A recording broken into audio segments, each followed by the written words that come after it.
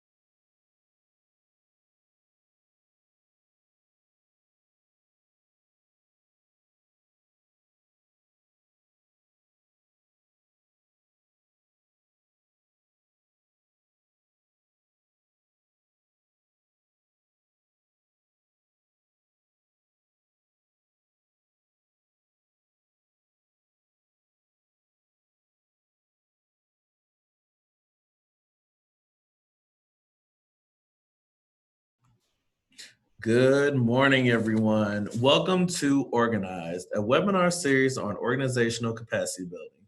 I am your host for today, Darian Bannister. The Emory University Campus Coordinating Center created this monthly webinar series to share with the broader audience of Southern nonprofit professionals some key information they may be missing.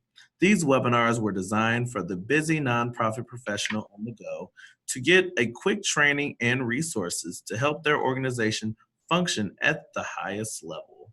These webinars were designed to give people a look at what other trainings we have available at Compass. Each webinar will highlight one or more of the 8 core areas of our capacity building trainings. For more one-on-one trainings, we invite you to request a training at our website.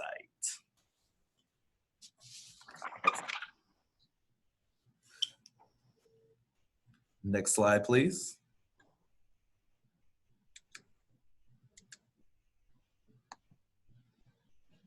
Today's webinar, Providing Wellness and Assistance with Healthy Work-Life Balance, will highlight a few strategies and tools dealing with wellness and the balance of work and home that all CCs and their leadership should not only consider for themselves, but also their staff. According to the 2016 Nonprofit Employment Practices Survey, the turnover rate in nonprofits grew from 16 to 19%. The main factor was due to burnout. The rate seems to be much higher amongst nonprofits serving vulnerable areas like hospice care, HIV treatment and care and prevention, and other treatment centers. Nonprofit work is no walk in the park, particularly the work in HIV. So much of the work becomes personal for so many of us, and it's important to learn to take care of self as well as others. Today, we will hear from Jon Diggs, an expert in wellness and creating healthy work cultures. Jon, I turn it over to you. Thank you, Darian, and good morning, everyone. I would like to thank the Compass Initiative for inviting me here to speak with you. I am Jon Diggs. I'm a licensed professional counselor. As a psychotherapist, I provide therapy to individuals, couples, and families. As a consultant, I provide capacity building and technical assistance. I don't want to waste too much time, so let's go ahead and get started. If you're working in HIV prevention and treatment, perhaps you've come across this slide or the information on this slide. We are in an era now where we're looking at ending the HIV epidemic by 2030. For some of us, perhaps this information represents an era of hope, but maybe for others, this means a ramping up of our efforts. Let's take a closer look at what ramping up efforts means. Let's think about the case manager who is currently perhaps seeing 40 people on his or her caseload. In order to achieve ending the epidemic by 2030, this may look like an increase of maybe 50 or maybe 60 people on the caseload. And so this begs the question, how do I support the initiative when I have my own stuff going on? Today, I want this to be more conversational, and that's a little difficult through webinar. But really, I'm not an expert in telling you how to bring balance to your life. After all, I do believe in autonomy, and you have the right to live your life the way you want to. But perhaps in just these few minutes, I can offer you insight or direction, maybe pointing you in a direction to bring more balance within your own life, or maybe you're responsible for an organization and you're trying to find out how to make the organization support your staffers that do the great work. For the next 30 to 35 minutes, this is an invitation to be okay with not being okay. Let me explain a little further. Mainspring by definition means something that plays a principal part in motivating or maintaining a movement or change. So by definition, Mainspring counseling and training services, we help individuals and families find their motivation to maintain a process or change. Today, we are talking about what is our motivation to seek out work-life balance. I'm going to use the Mainspring approach. It is a path to kindness, and we probably have different definitions of kindness, but most importantly, it may sound something like openness, tolerance, being able to see beyond self and understand someone else. It is this path to kindness that the Mainspring approach rests in one principle: all of you is welcome. There's only 3 steps: tell the truth, set intention, tell a different story. The Mainspring approach really borrows from radical acceptance. And we've probably heard this term before, but didn't know that it was attached to person-centered theory. If you're working in HIV prevention and treatment, perhaps you've come across this definition. It's an interviewer's conscious effort to not only accept, but also to actively welcome any and all of the client's comments, no matter how odd or disturbing or blatantly provocative those comments may be. Carl Rogers says, the curious paradox is that when I accept myself just as I am, then I can change. I start here with the Mainspring approach. Today we are talking about work-life balance. I am suggesting to the people on the webinar that if we are seeking work-life balance, we must first honor and accept where we are today, and then first be willing to tell the truth about where the work needs to be done. Now, unfortunately, we won't have time to work through point 2 and 3, but I'll share with you my intention. And for me, intention means I'm gonna help us set the direction. But what that looks like or how we're gonna get there, I don't know. My intention is to give you something, or that you will hear something that will assist you with work-life balance. Let's look at this definition a little closer, this radical acceptance. Before we looked at this definition as a client and provider relationship, if you would, but now I want to look at this a different way. Based upon the person-centered theory, it involves your conscious effort. Yes, I'm talking about me, John. I'm talking about you, the people who are on the webinar, your conscious effort to accept all parts of you with kindness. That means we are accepting parts of us with openness, tolerance, being gentle with ourselves as we think about our internal judgments, our shameful beliefs, guilt about your actions, and hidden beliefs. In order to really get into a space to consider forward motion, with work-life balance, we have to accept the things that we do not so nicely to ourselves day in and day out. It's here first accepting this with kindness that we begin to understand what Carl Rogers was talking about. Sort of we want to reach this space of work-life balance individually and in our organization, we must first accept okay, thank you, Carl. We must first accept ourselves just as we are today, and then we can change. Let's change gears now. I want to talk about how we enter the work. How we enter the work, our feelings, thoughts, and ideas will direct how we show up at work. It will impact our performance. It will impact how we feel and how we be. From my experience, I think we come into the work in three ways. Sort of through this door of public health, I have this idea of just wanting to help people. I believe people have the right to live well. Particularly in working at AIDS service organizations, you may have come into this work because you knew someone, and you believed after seeing that person being diagnosed, you had a responsibility to help the next person. Maybe you came into this work because you were diagnosed with HIV. And maybe you decided through your own narrative, your own story, you had something to share that could help the next person. Now, I must limit the scope today to specifically or focus more attention on those living with HIV who are also doing service. But those who came into the work through public health or you knew someone, I think there's some information here for you too. Here's a general statement, and many of us would sort of maybe agree with this. People are doing better because of advancements in medication. So if there's a reduction in HIV, AIDS-related illnesses, of course, we would see people returning to the workforce.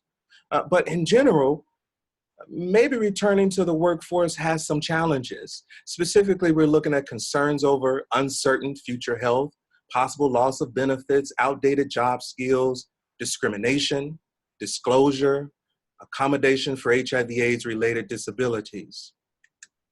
But then we welcome in the AIDS service organization.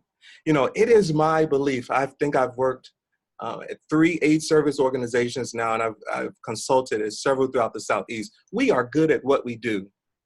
We are good at providing prevention and treatment services to our consumers. So naturally, I would assume that we are creating spaces that support our staff who come into the work through public health, who come into the work by knowing someone, or supporting those who are living with HIV who are also service providers. So I believe that some of these things sort of can disappear, some of these barriers or challenges, because we at the ASOs do it best in creating certain futures, and we have systems to sort of support us around our benefits. As a matter of fact, if you think about it, peer specialists, people who are living with HIV, we actually welcome them into our ASOs because it is their experience that we really enjoy, and we honor it to help those who are newly diagnosed. So we probably don't have a lot of issues with wait a minute. We probably don't have a lot of issues with disclosure, accommodation for What's going on here? Let's see. We are doing a lot of things right, but maybe there is space for growth. Let's take a closer look. In another article, there are 2 points I'm pulling out of this here. And one, the first one is congruent with the last one, which is people living with HIVs are achieving more stable health. So naturally, we would see perhaps an increase in peer specialists and professionals who are living with HIV working at AIDS service organizations. For the next 2 or 3 slides, I'm inviting you to view them through 2 lenses. One as the individual, but then also as a person, a part of a larger organization. Maybe you can look at some of these ideas and recommendations as a starting point to create policies and procedures. Or maybe you can use it as a motivation to adopt more self-care into your life. Let's talk about the role transition of a person living with HIV who was a consumer, but now is a provider. We would agree that this would improve access to certain finances and healthcare benefits. I'm working now, I have insurance, I'm making good money, but sort of the other side of that in this transition, I may be stressed more due to re-experiencing trauma. Maybe I'm more emotionally triggered by my clients' narratives. Maybe I love this work so much that I find myself over-immersed in HIV because I'm personally related to it, but I'm also professionally related to it. This can result in a diminished self-care. Barriers to seeking support include, and I don't know if many people can understand this concept, but confidentiality becomes a major concern. Could you imagine just for a moment being diagnosed with HIV or knowing someone and sort of they're your peers? You hang out together, we eat together, we dine together. And now you're working at the ASO and perhaps the folks you hung out with last night, one of those persons are now in your office. Now we have a concern regarding confidentiality and boundaries within the relationship. And we can also look at this or examine it a different way. What about the provider who now walks into the waiting room waiting to see their doctor, and they notice that they're sharing the same waiting room with the clients that they serve? So here are some recommendations, and I won't go through all of them, but I'll pull out some most important ones. As we think about policies and procedures in shaping our organization, maybe there's a way to create formal and informal peer support networks. Some of us are already doing this and have shared the great work that they're doing. I think the idea would be to address personal and professional challenges. I would love to hear feedback from someone who has incorporated within their supervisor-supervisee relationship a space where they talk more about hitting the targets or hitting the numbers. But no, really, how are you doing in this space? And then be able to provide feedback in a way to help guide them or navigate them through a challenge. Here's an invitation to maybe a quality assurance person or executive director here on the webinar to think about this work that we do as emotional labor, and think about ways that we can qualify it, and actually reward those services. So what I'm talking about here is we do a good job with providing services to our consumers. And yes, as an organization, we pay people to do their job. But wouldn't it be nice if we started to find ways to pay people for their emotional labor that they're investing into the organization? I can't speak about this enough, but increased access to employer-provided mental health services. This is a fancy way of saying EAP, Employee Assistance Program. You know, to me, this says as the organization to the provider, hey, we love you so much, and we appreciate the work that you do so much, that we're going to offer you maybe 6 to 9 free therapy sessions where no copay is required. This is the type of strategy that can be put in place at your organization to help your staff with work-life balance. I'm going to highlight this last bullet point here to focus more on the policy of onboarding and post-employment. You know, if you're doing this work, many of you may agree with me, it's almost like a fraternity or sorority or even a family. It's a small group of people where only if you're doing the work do you understand what we are doing day in and day out. And so maybe there could be more caution or care as we onboard our clients onboard our staff into the process. And most importantly, what does that look like post-employment? When people are leaving the organization, it may not just be about leaving the work as much as it is leaving a family and a way of life. I haven't forgotten about our individual responsibility to self-care. There's 10 items listed here. Maybe you can use this as a rubric for you, sort of saying, I see one of these that I'm doing out of the 10, and possibly in the next 6 months, I want to be at 5 out of 10. This PowerPoint will be made available, so go back and take a look at these at your own time. When I work with organizations, I like to think globally for direction. I want to see what other people are doing across the pond. And that's why I enjoy this resource that was published by the World Health Organization. I won't go too deep into this resource, but I just want to highlight some things from the table of contents. In chapter 1, you see using the workplace to prevent mental health problems. This is speaking to that idea of onboarding and post-employment. How to create our organization in such a way that it is preventing the re-experiencing of trauma or experiencing depression because I am leaving the thing that I love doing and love serving. In chapter 2, the importance of work toward individuals' mental health creates a sense of stability. It creates a sense of connection. And so how do we create this space where it only not does a good job in serving the consumers, but also the staff? Finally, I can't mention this enough. If you see here 432, employee assistance programs. And maybe you're saying, well, John, we don't have the money or the capacity to offer our staff an employee assistance programs. Not a problem. And using this resource as a direction, we can look at 433, practical suggestions for small businesses. Another way to look at work-life balance for an organization is to use formal assessment tools. I'll just use one here to really highlight the point. It's about the quality of work life at an organization, not necessarily has to focus on a person who's living with HIV, AIDS, and how they're doing, or whether or not they entered the door through a public health or knowing someone.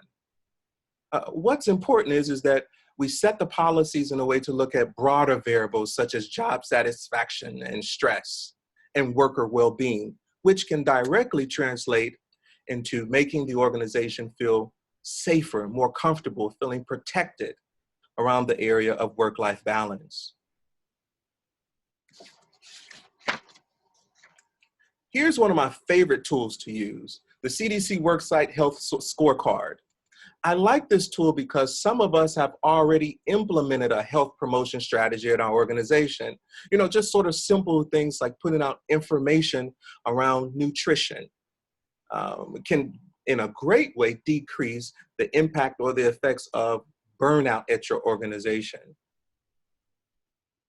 And give that example, did you know that there are already evaluation tools that are made available and that they're free, where you can see how effective your program is? Did it meet the target? Is it doing what it intended to do? And if not, here are some recommendations. So far, I've talked to you about this thing about kindness and sort of, if we want to get to a space of learning about work-life balance as an individual and as an organization, maybe the first thing we can do is accept where we are today. And then first, consider telling self the truth. Well, next, I sort of talked about this concept of capacity building in the realm of here are some policies, here are some recommendations. Wherever you are on this journey, individually or as an organization, here's what I want you to keep with you. It is important to assess where you are today to find out where you need to go next. And I am suggesting that you be gentle with yourself in this process. After all, no one likes to be judged or being perfected as they are beginning a process. As we go into the next slides, I want to make sure that I'm clear about my intention. It's to give you something, or that you will hear something that will assist you with work-life balance. I am trying to do this through the vein of kindness to assist you in being more comfortable in your truth. I want to explore in a personal way ways in which we come into the work, whether that's through public health, knowing someone, or living with HIV. In a very personal way, I am the perfect match because I am Black, I am male, I am living with HIV, I have the educational background, and I have the experience. Therefore, I am more effective than others. At one point, sort of this mantle began to fall through the cracks because I had relegated or minimized myself to being no more than these things. And in many ways, this created barriers for me in connecting with other people. I had actually limited my reach. That's why I think it's so important to use resources that was published by, for example, AIDS United. Best practices for integrating peer navigators into HIV modules of care. You know, I'll tell you the truth here and be very honest. I was the person who knew he was living with HIV, but sort of I hid behind the peer navigators. And I wanted to watch and see how they were able to do what they did so honestly and so openly and use it as a way to assist clients. At the same time, though, it's important that we learn how to support those people that come to the work who've been honest with their story, but at the same time must be effective with their story. Let me see if I can clear this up a little bit more. How do we expect someone to be sort of effective as a peer specialist when my claim to fame, if you would, is my story, but at the same time, I must reach certain targets? Sometimes this can feel like in a supervisor relationship that you're not judging the work that I'm doing, but you're actually judging me. Let's borrow from Erickson for just a moment. When we think about the stages of development, in particular ages 20 to 39, the idea is to deal with the psychosocial crisis of intimacy versus isolation. The idea is to form intimate relationships and learn how to be in long-term relationships. And yeah, I'm still working on this one, increase awareness of sacrifices and compromises that are required to be in a relationship. The idea is that if you don't learn how to sort of overcome this crisis with intimacy, it will result in isolation, resulting in an outlook of being afraid or fear of rejection, sort of placing ourselves in isolation. Let's imagine for just a moment that someone was diagnosed between 20 and 39 with HIV, but now they also must do the work that is called upon them to serve others. Perhaps the question is not, can I find love, but can I find love with an HIV diagnosis? Who will love me? Maybe my commitment and my intimacy becomes overshadowed by this idea of status disclosure. You see, relegating yourself to nothing other than your diagnosis decrease you as a person. This is why it makes so much sense to me, why sometimes I can see hypersensitivity from staff working in positions as service providers. This is what makes me feel great. Serving others with my story makes me feel good. But this may be the only thing that I'm good at. As an organization, if we can understand that mindset, we can understand how this individual may be experiencing a negative projection onto self and to the world. Now, this is not all for peer specialists. This isn't across the board a generalization. But I'm just asking us to tell the truth and be mindful that the way we enter the work sometimes becomes a preoccupation with helping others so much, but hiding our internal beliefs about death and dying and suppression of our feelings.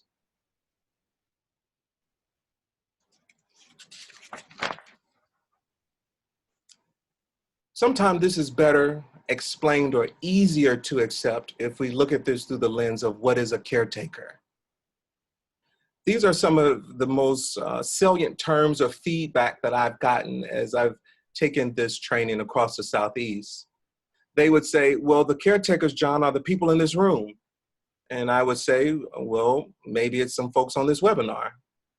It's someone who provides mental, physical, or spiritual care for others, someone who stands in the gaps for others, a person who sacrifices self for others, or a person with a special gift, the hero. The caretaker, though, can also have the lens of the wounded healer. It's when the caregiver realizes the way I entered the work may have been through my story or through my emotional connection to the work. But then when I meet the work, I understand that I am now overworked and now I am exhausted and I'm left feeling helpless or frustrated because it seems that my emotion or my attachment to the work is being overshadowed by the workload. Sometimes this can have us feeling trapped. Sometimes the goal of caring for others seems to be so much that we end up abandoning the post in the way where we only do the technicalities of the work. And it's not because we are trying to be selfish. No one in this work is trying to be selfish. We just haven't realized how to bring balance between my emotional connection to the work and being present to do the work. We're out of balance. And so as a result, this author is suggesting that the work may become devoid of meaning. And with this loss of meaning becomes a suffering. This suffering, if left untreated, can deteriorate into mental disorders and can lead to suicide.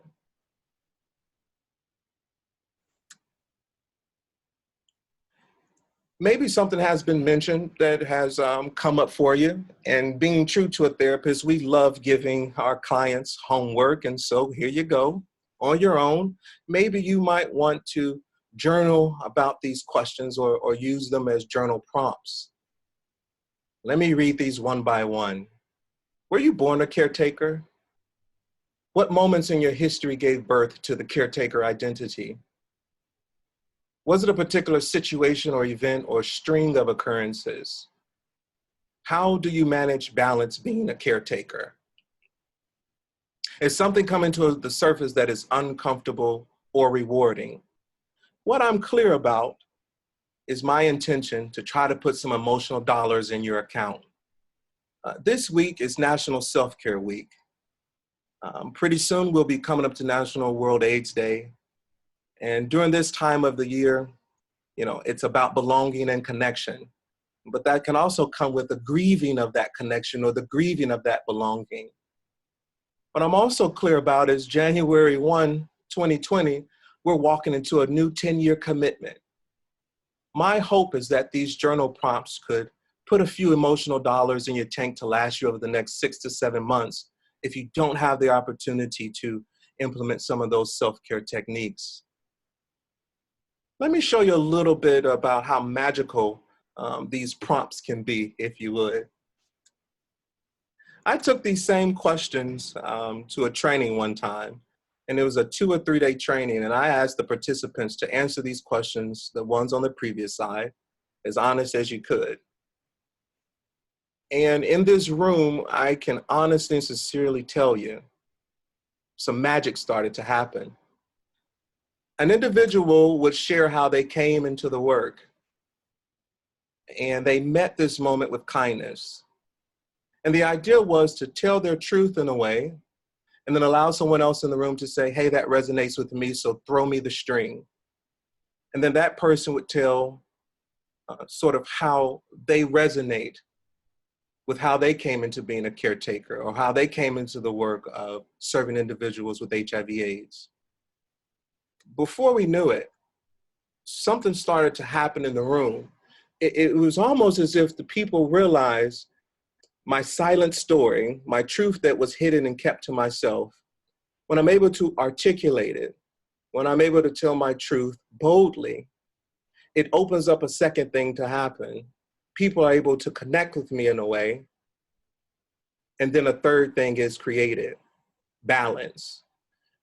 Let me see if I can come at this another way. Have you ever went through a struggle and you felt like you were the only one in it?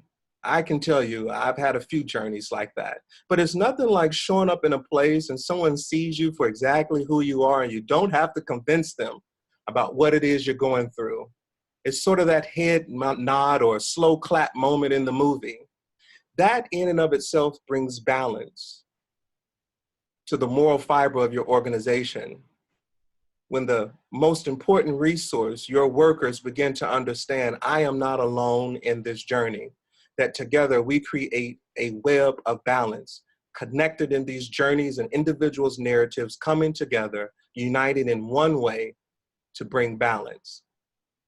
About 2 years later, a guy came to me and said, John, this was really impactful, sort of that connection and showing it in a physical way of how our stories connect us. And I asked him, well, what had changed? And he shared with me that the policies of the organization had not changed, that he had not adopted any new self-care techniques. And I said, well, what are you doing now to bring work-life balance? He told me the situation didn't change, but that he had changed into the situation. He was now clear about how he had entered the work and was honest about it. Therefore, he could be more intentional about how he moved and navigated in and out of the space of others.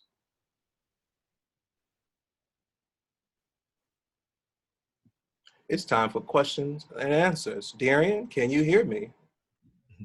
Wow, I can hear you loud and clear, John. First of all, thank you so much for sharing that. That was amazing. You know, I'm sure that many of you all have many questions that are floating around in your head, or maybe you even jotted them down. If you guys would feel free to write them in the chat box, you can send them to me, you can send them to John, and we'll make sure we answer those.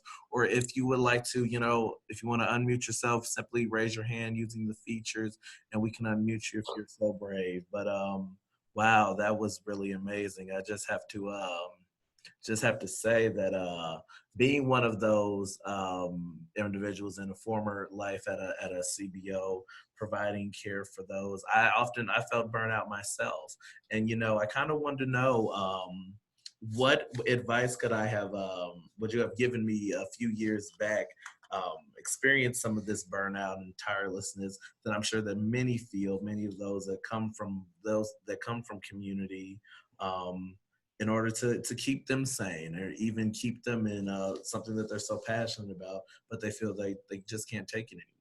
What advice would you maybe offer some of those young, you know, what we said was HIV prevention specialists or Yeah. CCS testing specialists, the peer navigators, and you know, some of those folks, education folks. What would you offer?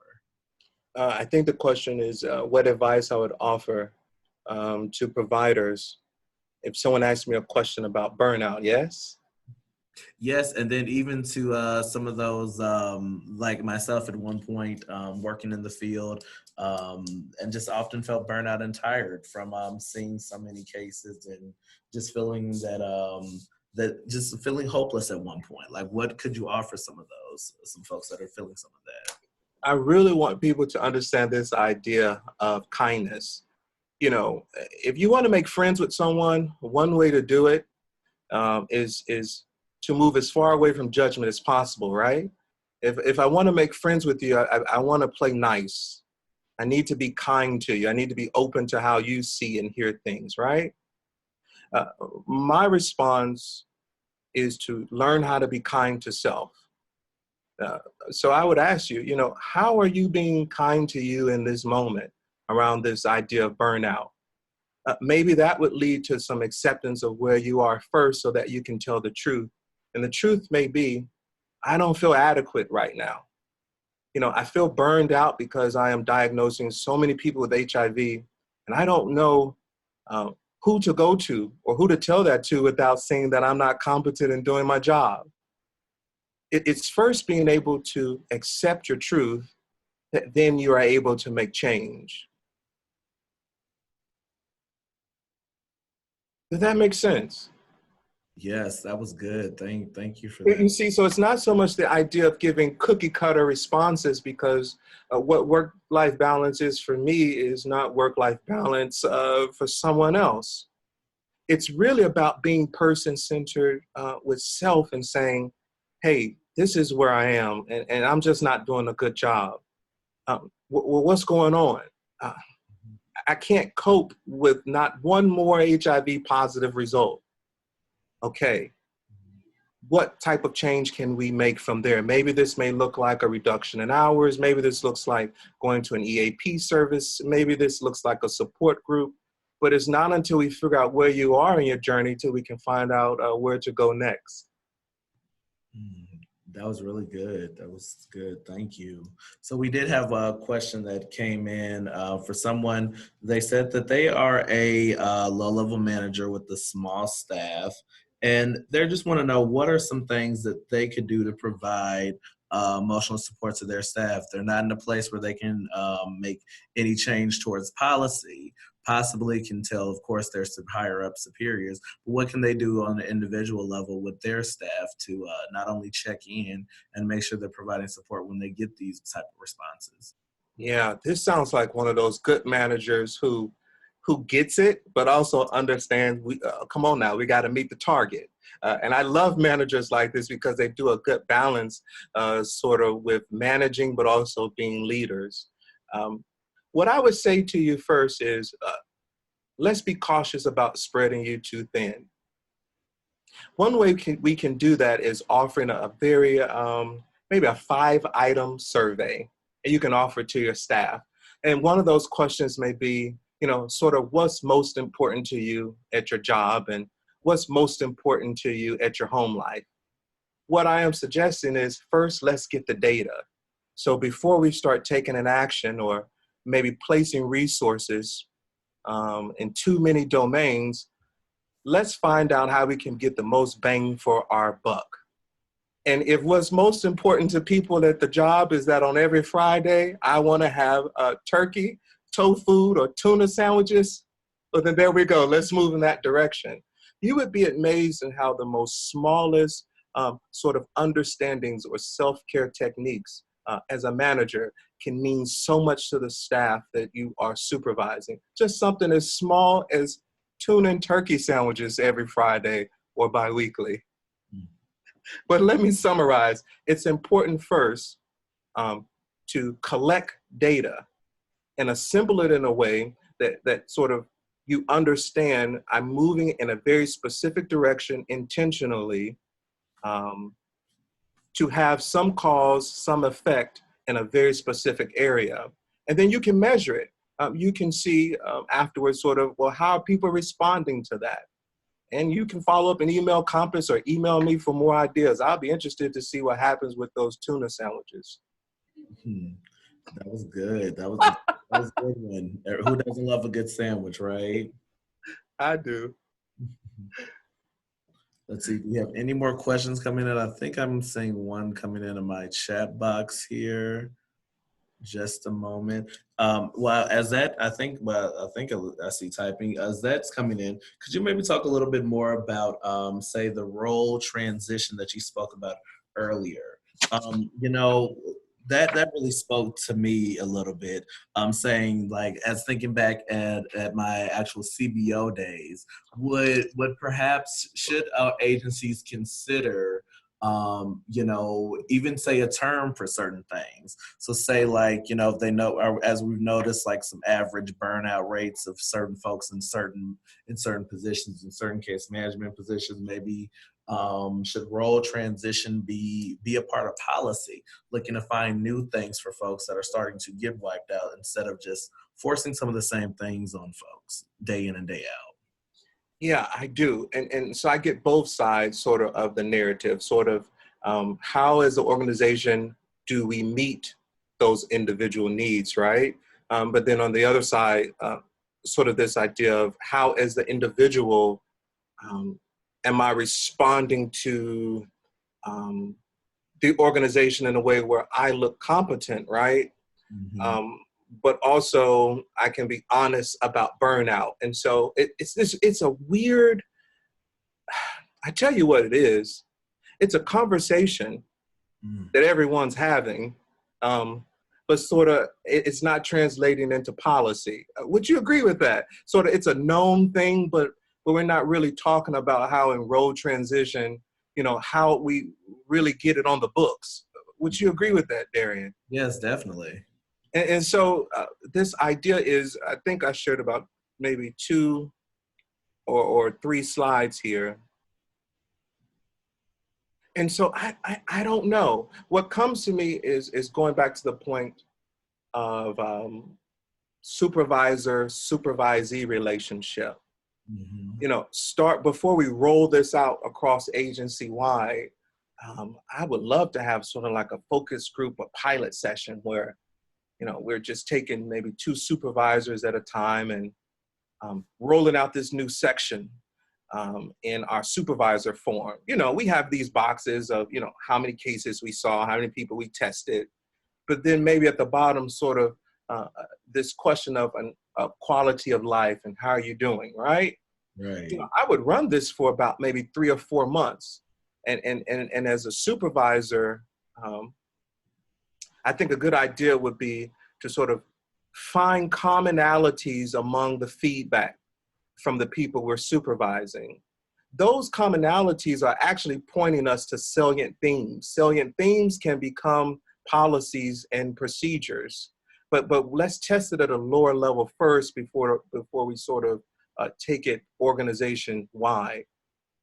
I'm very careful, Darren, about rolling out new policies and procedures without um, some evidence about how it is going to impact processes.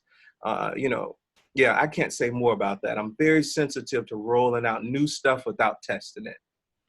Right, right. And actually, that comes in from what one of our viewers or participants submitted a question. They're in executive leadership and they want to change some policy, but how can they, what data and how can they go about convincing their board that there does need to be some policy changes and that they can include some EAP sessions within their insurance and getting their coverage and, say the agency and the board willing to go along with paying for that? Yeah, first to hear my answer very clearly and concisely and with kindness. You don't have to do it alone. Let me say that again. You don't have to do it alone. Maybe your job is just to ask this type of question and open your door. And next, contact the Compass Initiative, who already have what I like to call a League of Extraordinary Consultants. Allow folks to who do this day in and day out and who are good at it, invite them to the table and develop some type of partnership. Hey, we want you to stay in your role and keep doing what you do, which is keep the agency doors open. But allow the consultants to come in, allow them to collect data, if you would, meet with your staff. I like 3 data points at least, and then allow them to write a report for you. So now sort of you're in the position of, hey, board, I invited these consultants in and this is the data or the report that they provided. What do we think about this? How can we now incorporate this into our strategic planning? Wow, that was good. That was really good. Let's see. Do we have any more questions coming in for the chat, or if anybody else like to jump in and ask a question? You feel free. If you would like to be unmuted, please just send us a signal.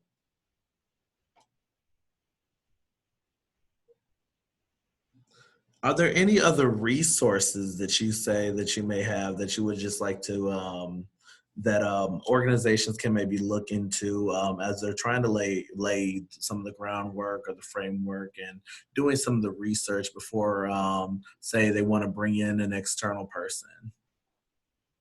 Yeah, well, yes and no, but let me limit the scope and how I respond. I really believe in allowing people to do what they're good at, right? Right. And so I tell you, I'm one of those folks who will start Google searching. And before I know it, I only meant to be on there 5 minutes. Mhm. And sort of next thing you know, it's turned into an hour and 2 hours. And now I'm so overwhelmed, I don't know where to implement anything, right? Yeah. This is sort of that thing of staying in your lane. And so what I am suggesting very kindly is you can start with that work-life questionnaire, the CDC scorecard, as places to look at. If I'm going to implement something, here might be some of the questions that I want to consider. All right, I'm not doing a good job with the PC answer here. It really is about staying in your lane and reaching out to people who do this day in and day out because they really are the subject matter experts. So send an email and say, hey, this is specifically what I'm looking for. Can you do some research on this for me and get back with me? Sure. That's what the Compass Initiative is here. It's here to do, help support you in that way. Am I right about that, Darian? That is true. We Okay. appreciate the shameless plug. Hey, did I do a good job creating a balance around lifting up the peer specialists and sort of explaining their integration into the workplace, how both they have to balance this idea of my own personal narrative with also being effective at work?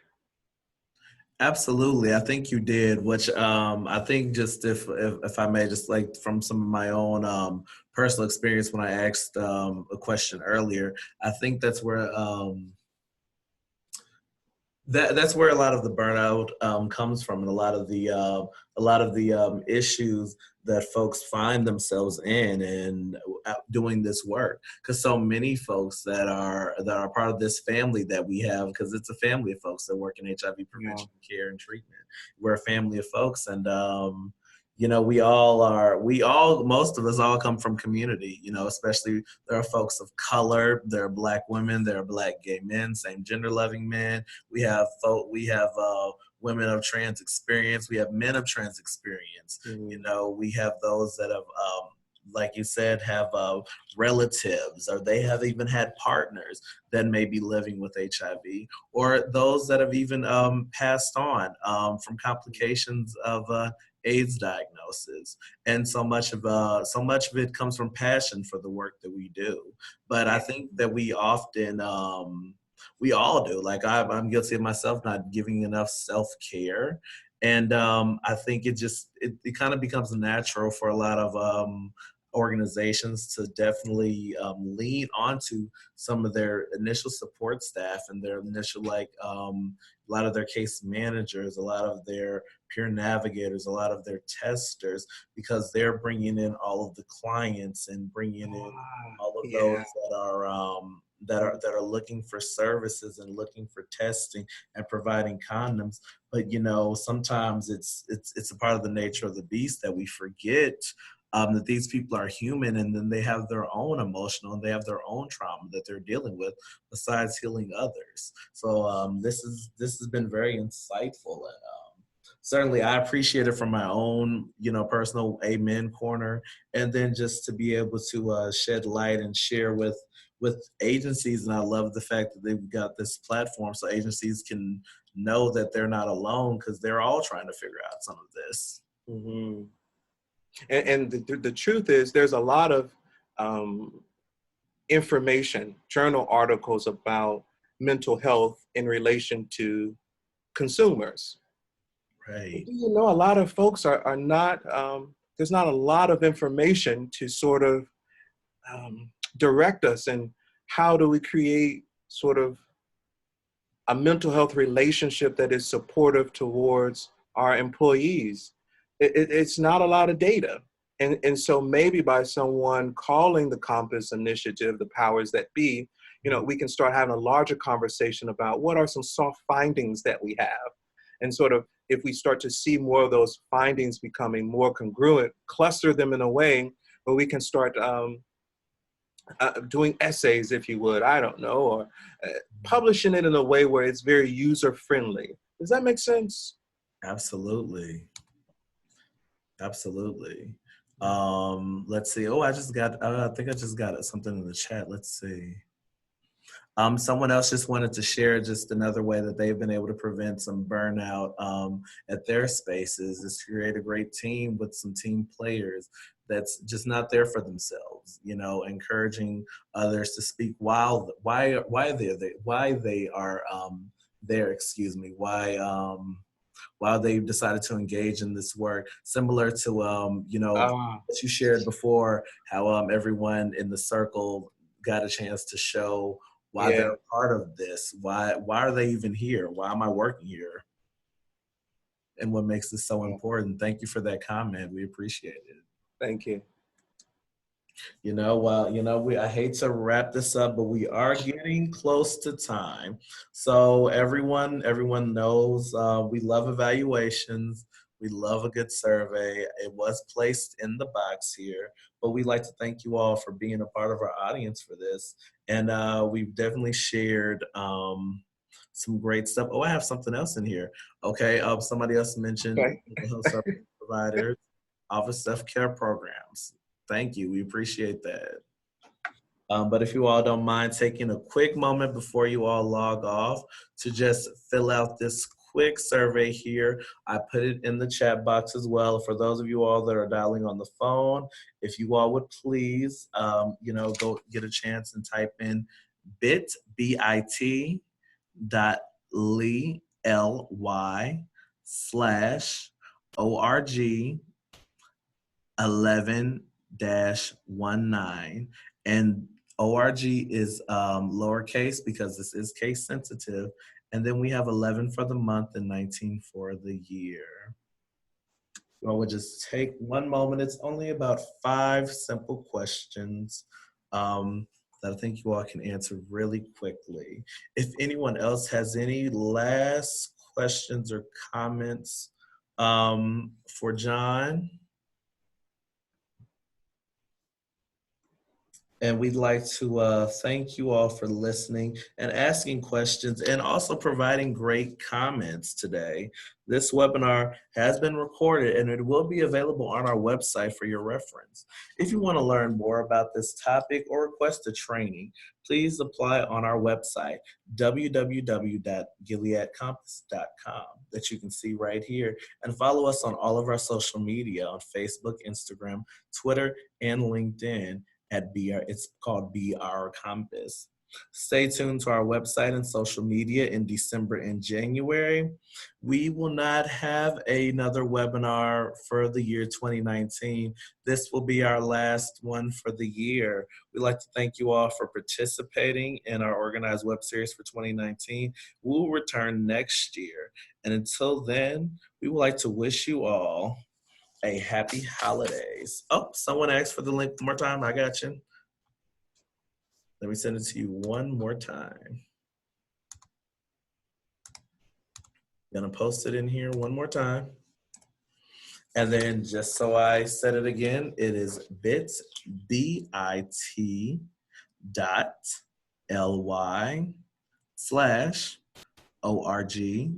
lowercase 19. Thank you all so much. And please, if you all have any other comments, if you all have any other questions, please feel free to email us, share with us, share on your social media. Let us know how we did and let us know if we can be of service. And don't forget to apply for a training. And you can always look to speak to John. He's really wonderful and he is one of our fabulous consultants. And we look forward to seeing you all again in 2020. Happy holidays, everyone, and a happy new year.